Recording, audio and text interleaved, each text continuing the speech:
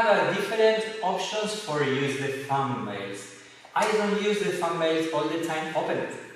I use the thumbnail like silk, like a ribbon veil.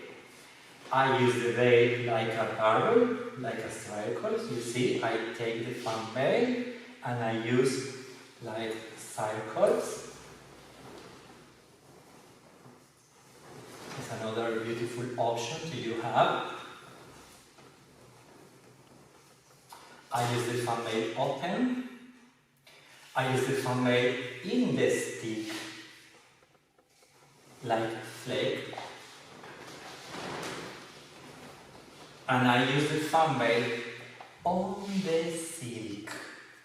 This is a risk for your thumbnails because it's very easy broken the thumbnail, but it's a very beautiful movement. This is the more fast combination that I can do.